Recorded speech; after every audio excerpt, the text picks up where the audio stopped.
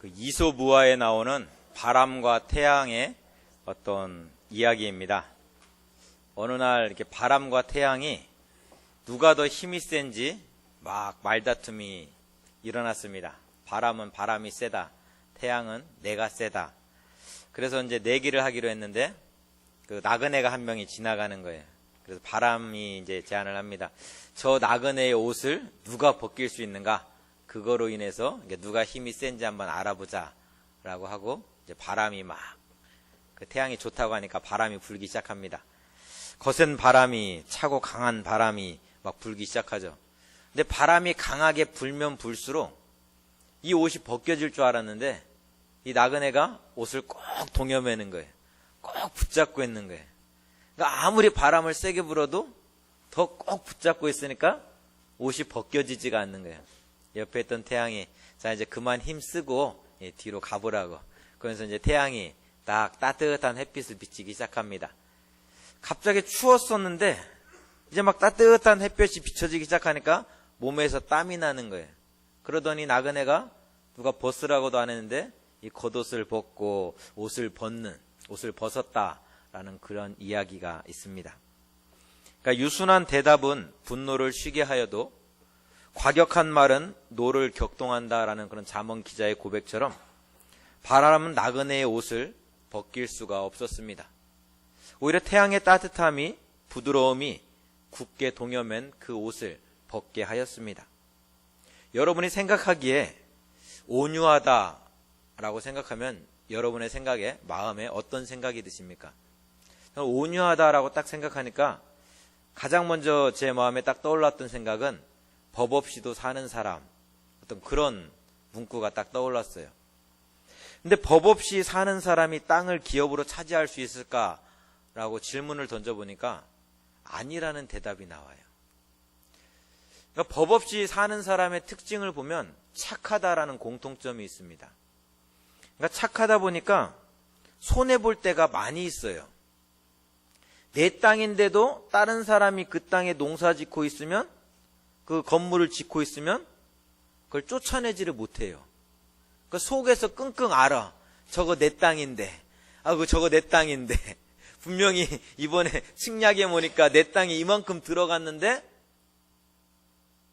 그걸 쫓아내거나 이게 내 땅이라고 이렇게 뺏어서 가져오지 못하고 끙끙 앓면서 속상해하는 것이 착한 사람들, 좀 법 없이 사는 사람들의 어떤 모습입니다.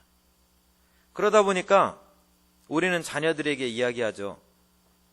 따뜻한 사람이 되어야 된다. 정말 마음씨 착한 사람이 되어야 된다. 정말 선한 사람이 되어야 된다. 그런데 세상을 살아가다 보면 그렇게 하면 세상에서 못 살아. 강해야 돼. 힘이 있어야 돼. 조금 독해야 돼. 독해야 장사하지 당신처럼 그렇게 흐물흐물한 사람은 장사 못해. 라고 하는 것이 우리들의 입에 담겨있는 이야기입니다. 이러한 모습 때문에 온유한 자는 복이 있나니 저희가 땅을 기업으로 받을 것이라는 주님의 말씀이 맞다. 그렇게 살아야 된다라고 수긍을 하면서 정작 내가 그렇게 살기는 쉽게 결단이 되지 않습니다. 하지만 이러한 생각은 성경이 말하고 있는 온유에 대해서 우리가 잘못 이해한 데서 나오는 생각입니다. 성경이 말하는 온유는 헬라어 프라우스입니다. 이 프라우스는 하나의 힘이 잘 조절되어서 그것이 인격으로 나타나는 모습을 이야기합니다. 그러니까 쉽게 생각해서 길들여진 망아지를 묘사할 때 쓰는 단어가 바로 프라우스입니다. 소를 길들이기 위해서는 지금은 어떻게 하는지 모르겠습니다. 제가 어릴 때만 해도 방앗간으로 소를 끌고 가서 그 방앗간 쇠 기둥들에 소를 묶어놓고 콧뚜레를 꿰었습니다. 그러면 소가 아파서 이렇게 주인이 이리 가자 하면 오른쪽으로 가고 왼쪽으로 하면 이리야 하면 이렇게 움직이는 것을 보게 됩니다. 그러니까 힘으로 조금 제압을 하는 거죠. 근데 말을 다스릴 때는 힘으로 제압하기보다는 그 말과 어떤 교통을 한다, 서로 신뢰를 쌓아가는 관계를 만들어가는 것을 우리가 다큐멘터리나 아니면 드라마를 통해서 종종 보게 되어집니다. 길들여지지 않은 말 위에 안장을 올려놓으면 말이 막 난리가 나죠. 이리 뛰고 저리 뛰고 완전 사람이 그 등에 올라타면 막 요란하게 움직입니다. 근데 시간이 지나서 그 말하고 서로 교감이 생기고 신뢰관계가 생겨서 내가 이 사람을 내 주인으로 모셔도 되겠구나 라는 어떤 그런 신뢰관계가 형성이 되게 되면 안장을 얹고 이랴 하면은 거친 산도 어떤 강물도 광야도 사막도 총알이 빗발치는 어떤 전쟁터도 두려움 없이 달려갑니다. 내 주인이 가라 하면 가고 멈추라 하면 멈춥니다. 내가 지쳐서 쉬고 싶다고 해서 멈추는 것이 아니라 총알이 날라온다고 해서 두려워서 멈추는 것이 아니라 주인이 가라 하면 가고 멈추라 하면 멈춥니다. 그것이 길들여진 말의 모습입니다. 바로 온유한 자의 모습입니다. 온유라는 성품이 그렇습니다. 하나님의 말씀에 잘 길들여져서 그 모습이 삶으로 나타나는 것, 그것이 바로 온유입니다. 즉 어떠한 결정을 내릴 때, 어떠한 선택을 할 때 내 성질대로, 내 기분대로, 내 마음대로 결정하는 것이 아니라 하나님의 말씀에 의지해서 그 말씀을 따라서 결정하고 선택하는 사람, 그 사람이 바로 온유한 사람이라는 거예요. 길들여지지 않은 어떤 그 말은 이리 뛰고 저리 뛰고 자기 성질대로 움직이지만, 길들여진 말은 주인이 이랴 가자 멈춰라 하면 가고 멈추는 것처럼 하나님의 말씀에 길들여진 사람은 내가 가고 싶다고 해서 가고 하기 싫다고 해서 안 하는 것이 아니라 하나님께서 하라 하시면 하기 싫어도 그 일을 하고, 하지 말라 하시면 아무리 내 열정이 있고 하고 싶어도 하지 않는 것, 그것이 바로 온유한 자의 모습이라는 것입니다. 나는 성령으로 충만하지 않으면 언제나 중요한 결정을 미루어왔고, 나는 성령으로 충만하지 않으면 언제나 말하기를 삼가왔다라는 예수원을 섬겼던 토레이 신부님의 고백처럼, 내가 화가 난다고 해서 당장 뭔가를 하고 싶다고 해서 결정을 하고 그 일을 하는 것이 아니라 하나님께서 하라 하실 때 그때 할 수 있는 사람, 멈추라 할 때 그때 멈출 수 있는 사람, 그렇게 하나님의 말씀을 따라서 행동하는 사람이 온유한 자라는 것입니다. 여기서 우리는 온유한 사람에 대한 일반적인 생각과 성경이 말하고 있는 그 모습과는 차이가 있다는 것을 우리는 보게 되어집니다. 흔히들 온유하다고 하면 자기의 기질을, 자기의 성질을 다 버리고 온순한 양이 되어 있는 모습을 온유하다라고 생각합니다. 그래서 온유라는 말이 긍정적인 말임에도 불구하고 우리의 마음속에는 다소 부정적인 모습으로 그 온유라는 단어가 새겨져 있습니다. 근데 하나님은 말씀에 길들여지는 것이 온유한 사람이라고 이야기합니다. 그 사람의 기질을, 성격을 바꾸시는 것이 아니라 그 기질이, 그 성격이 길들여진 모습, 길들여진 자가 온유한 사람이라는 거예요. 우리가 잘 아는 것처럼 사도 바울은 1차, 2차, 3차 전도여행을 통해서 많은 교회들을 개척하고 전도하는데 그의 삶을 헌신했습니다. 근데 바나바는 그 전도하고 개척하는 일보다는 전도되어서 온 사람들을 양육하고 키우는데 그의 삶을 또 헌신하고 쓰임 받았습니다. 똑같은 목사이지만 손양원 목사님은 정말 원수도 막 내 아들을 죽인 그 공산당도 내 가슴에 품고 사랑하는 어떤 그런 모습으로 하나님께 쓰임을 받았지만, 빈민선교나 사회적 약자를 위해서 헌신하는 목사님들은 때로는 그들을 위해서 막 싸우기도 하고 감옥에 갇히기도 하면서 그렇게 하나님의 선교를 감당하는 모습을 우리는 보게 되어집니다. 온유하다는 것의 기준이 무조건 참고 착해야 된다는 것이 아니라 하나님의 말씀에 내가 길들여져 있는가 아닌가, 그것이 기준이 되어야 된다는 이야기입니다. 그래서 하나님의 뜻의 말씀에 온전히 순종할 줄 아는 사람을 다른 말로 온유한 사람이다라고 성경은 우리에게 말씀하고 있습니다. 그러하기에 이 온유는 선천적으로 타고난 부드러운 성격이 아니라 성령님을 마음에 모신 사람들이 다듬어지고 또 다듬어지면서 만들어지는 성품인 것입니다. 아무리 성품이 착한 사람이라고 해도 충동을 받으면, 화가 나면, 분노가 일어나면 야생마처럼 난폭해지는 것이 사람입니다.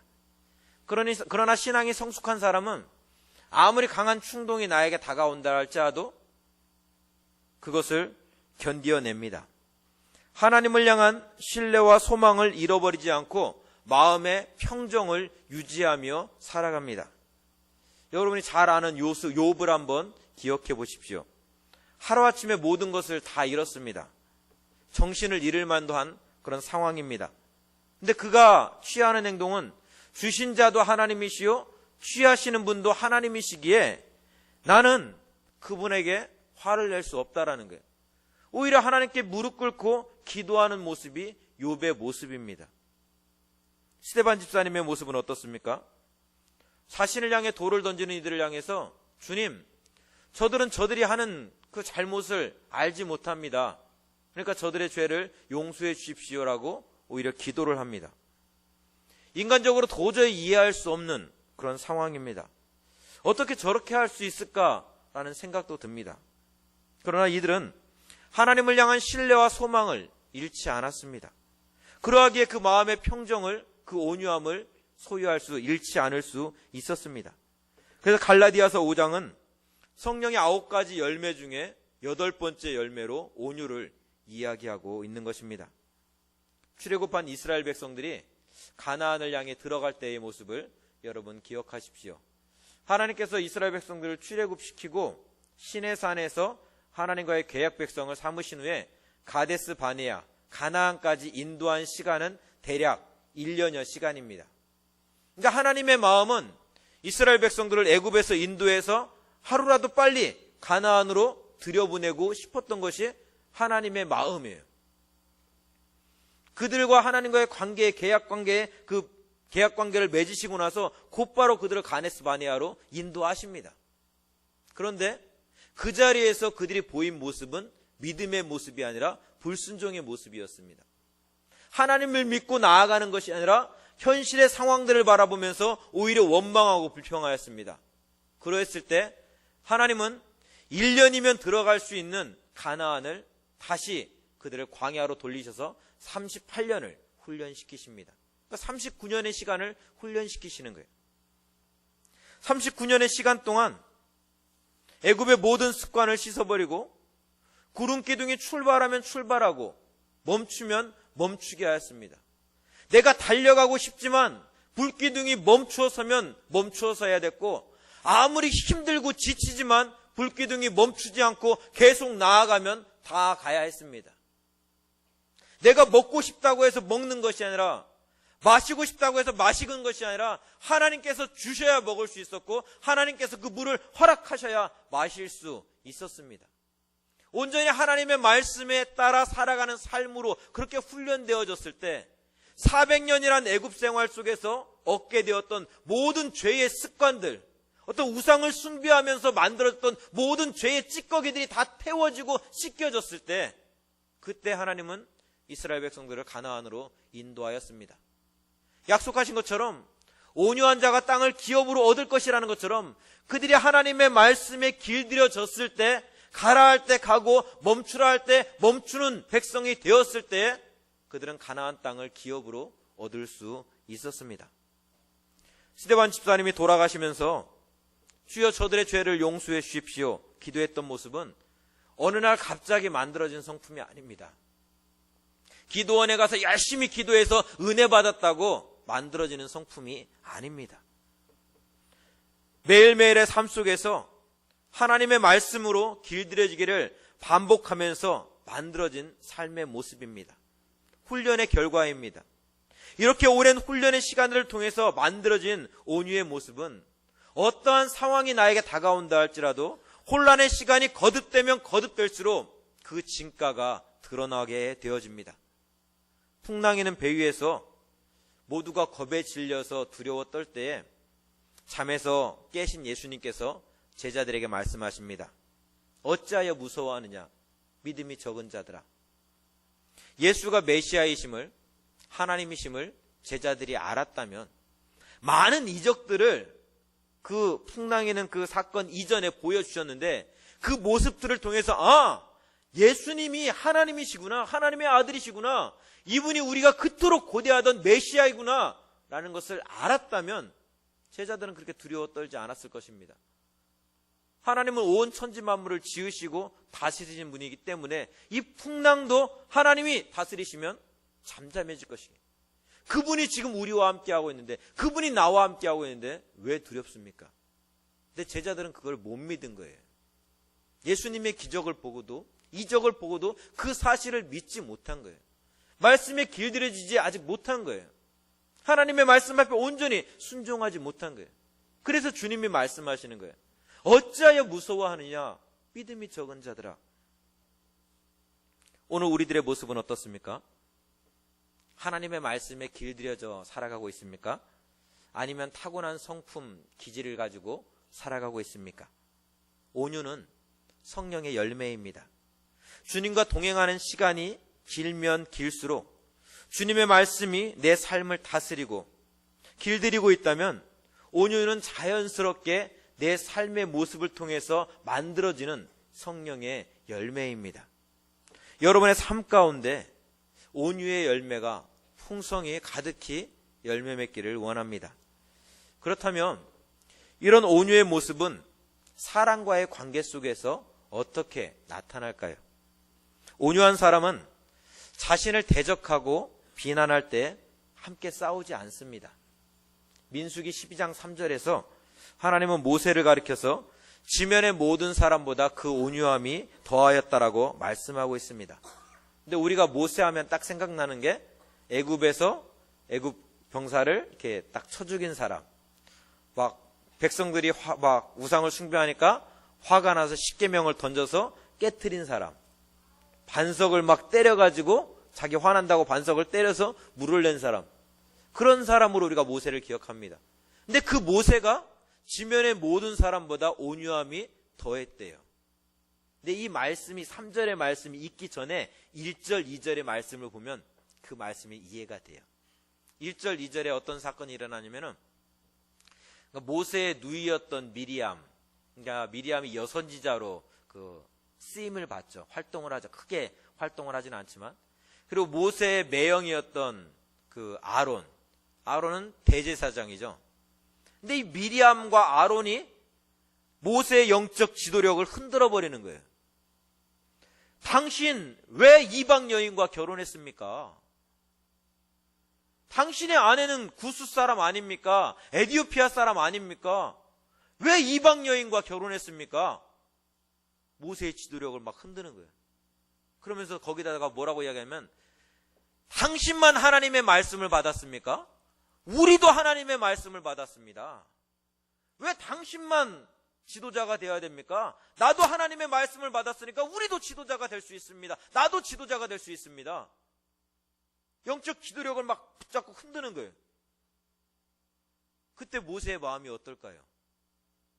누구보다도 나를 위해서 기도하고 누구보다도 내 편이 되어야 될 내 누나가, 내 매형이, 대제사장이, 여선지자가 지금 모세의 지도력을 흔들고 있습니다. 영적 권위를 흔들어버리고 있습니다. 얼마나 답답할까요? 모세가 힘이 없었을까요? 아니죠. 그들의 입을 충분히 잠재울 수 있는 힘이 모세에게는 있었습니다. 근데 모세는 아무 말도 하지 않습니다.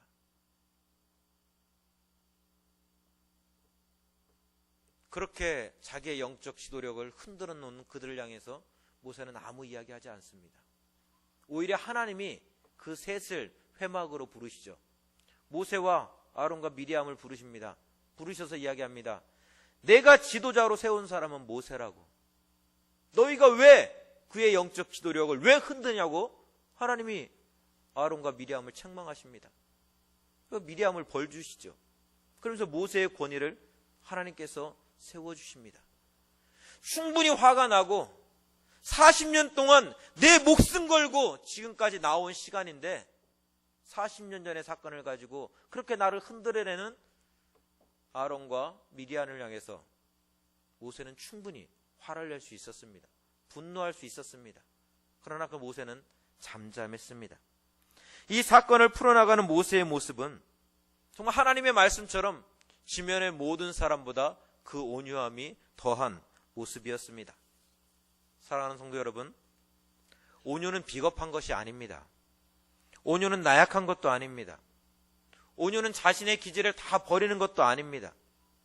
예수님께서 도살장에 끌려가는 어린 양처럼 그렇게 바라바의 법정에서 잠잠하셨던 것은 하나님의 뜻을 이루기 위함이었습니다.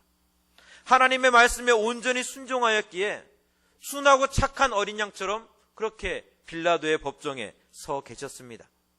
그러나 하나님의 뜻이, 하나님의 말씀이 왜곡되어지는 예루살렘 성전을 바라보서는 독사의 자식들아 호통치며 상을 엎으셨습니다. 너희가 두어 웅큼 보리와 두어 조각 떡을 위하여 나를 내 백성 가운데서 욕되게 하여 거짓말을 고지 듣는 내 백성에게 너희가 거짓말을 지어내어 죽지 아니할 영혼을 죽이고 살지 못할 영혼을 살리는도다 외쳤던 에스겔 선지자는 온유하지 못했기에 그렇게 외친 것이 아닙니다.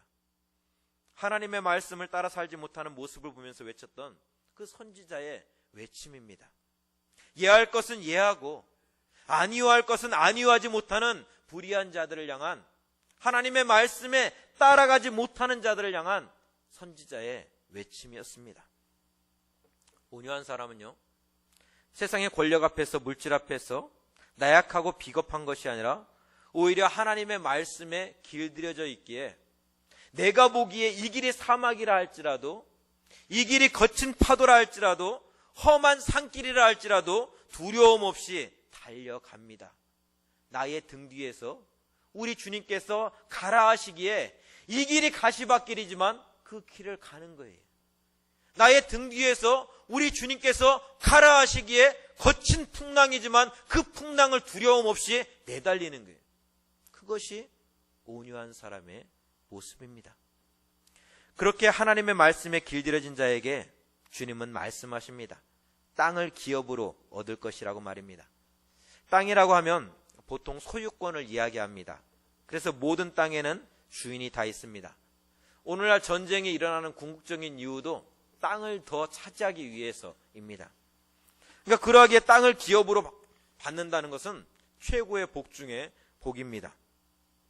19세기의 서구 열강들이 창세기 1장 28절의 말씀, 하나님이 그들에게 복을 주시며 하나님이 그들에게 이르시되 생육하고 번성하여 땅에 충만하라, 땅을 정복하라, 이 말씀을 문자 그대로 받아들입니다.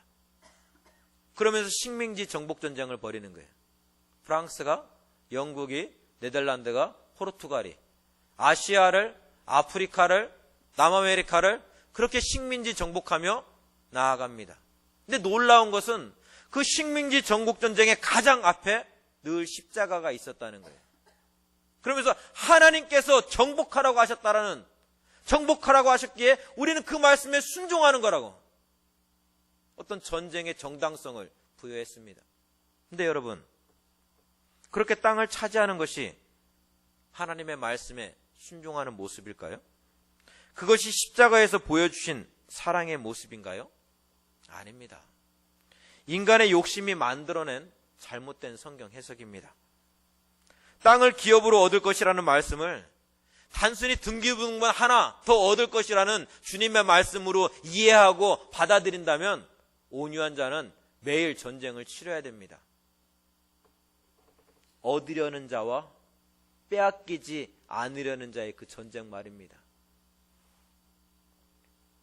여기서 주님이 말씀하신 땅은 하나님의 나라입니다. 그러니까 온유한 자는 하나님의 나라의 일부가 되어서 주님과 함께 살아가게 된다라는 이야기입니다. 세상은 힘이 있어야 땅을 차지할 수 있습니다. 돈이 있어야 그 땅을 차지할 수 있습니다. 그러나 하나님의 나라는 힘이 있어도 돈이 있어도 한 평도 차지할 수 없습니다. 온전히 하나님의 은혜로, 예수 그리스도의 보혈의 은혜로 얻게 되는 것이 하나님의 나라입니다. 아무나 그 땅을 상속받는 것이 아닙니다. 오직 하나님을 아버지라 고백하는 하나님의 자녀만이 누릴 수 있는, 얻게 되는 기업이 바로 하나님의 나라입니다. 하나님의 나라라고 하니까 나하고는 너무 상관이 없는 그런 이야기 같습니다. 너무 큰 이야기 같죠. 좀 줄여서 한번 생각해 보겠습니다. 우리 가정에서 온유한 자가 되었을 때 우리가 얻게 되는 기업이 무엇일까요? 얻게 되는 땅이 무엇일까요? 가정에서 남편에게 있어서 땅은 무엇입니까? 아내에게 있어서 땅은 무엇입니까? 땅이 안식처이고 내 삶의 정말 쉼터라면 그 땅이 무엇입니까? 남편에게 땅은 아내입니다. 아내에게 땅은 남편이죠. 자녀들에게 땅은 부모입니다. 남편이 온유한 자가 되었을 때 그 아내를 기업으로 얻게 되어집니다. 아내가 온유한 자가 되었을 때 그 아내를, 남편을 기업으로 얻게 되어집니다. 부모가 온유한 자가 되었을 때 그 자녀를 기업으로 얻게 되어집니다. 결국 온유한 자를 통해서 하나님은 그 가정 가운데 하나님의 나라를 세워가십니다. 그 지경을 넓혀 가십니다. 온유한 자를 통해서, 온유한 교회를 통해서, 성도를 통해서 이 땅에 하나님의 나라를 세워가십니다. 믿음의 백성인 남편이 아내가 이야기하기 이전에 내가 먼저 온유한 자가 되어지기를 기도할 수 있어야 됩니다. 내가 먼저 온유한 자가 되어서 내 아내를 기업으로 얻을 수 있어야 됩니다. 내가 먼저 온유한 자가 되어서 내 남편을 기업으로 얻을 수 있어야 됩니다. 내 자녀를 탓하기 이전에 내가 먼저 온유한 자가 되어서 내 자녀를 기업으로 얻을 수 있어야 합니다. 그러할 때 내 남편의 자리에, 내 아내의 자리에, 내 자녀의 자리에, 우리 가정 가운데 하나님의 나라가 나타나는 것입니다. 바라기는 대항의 모든 성도들의 삶 속에 온유의 열매가 가득히 열매 맺기를 원합니다. 그래야 온유한 여러분이 거하는 가정에, 또 사업장에, 이 나라와 이 민족 가운데 하나님의 나라가 세워지기를 원합니다. 거친 풍랑이 다가온다 할지라도, 거친 언덕이 내 앞길을 가로막고 있다 할지라도 두려워하지 마십시오. 내 등 뒤에서 나를 인도하시는 분은, 가라, 멈춰라 말씀하시는 분은 온 천지 만물을 지으시고 다스리시는 여호와 하나님이십니다. 나를 위해서 그 목숨 기꺼이 십자가 위에서 내어놓으신 우리 주 예수 그리스도이십니다. 그 주님의 인도하심을 받으며 두려움 없이 달려나갈 수 있는 하나님의 백성이 되기를 주님의 이름으로 축원드립니다. 우리 같이 기도하겠습니다.